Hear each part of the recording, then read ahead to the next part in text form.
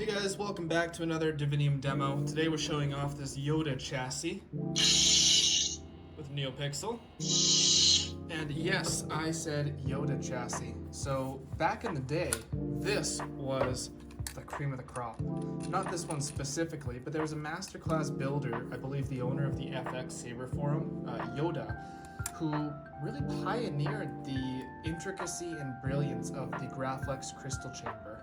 Although these don't stack up in detail and complexity to modern offerings, they still pioneered the entire industry and hold a special place in many collectors' hearts. This, I believe, is one of the DIY variants. At some point, I don't know the year, I want to say 2008 to 2013, somewhere in that range, Yoda offered a DIY chassis. You could buy the parts from him and build and install it yourself. And a handful of people did that, and this came in originally it came in just for me to fix a wire. The battery wire disconnected. It was an interesting install. It wasn't done proper in the first place, but ultimately I took a look at this, and the soundboard is just held on up top with some foam tape, and I told the client, hey, if you're okay with me sticking a Profi board up here and just holding it on with some foam tape or hot glue or whatever, I can switch in a NeoPixel soundboard, a NeoPixel connector, do a battery solution on, a low budget. So that was the approach here. We have a high amp NeoPixel 18500 battery.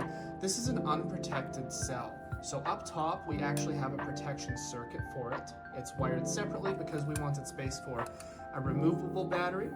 It should never be removed to charge because, again, it's unprotected. Do not charge this battery on its own.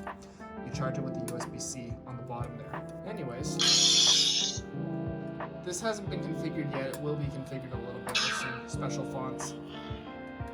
It's a really cool chassis, and it stands to show how far we've come in the community as a whole. Oh, I also upgraded it to a bass speaker. Just barely fits. And by the way, this does have clearance.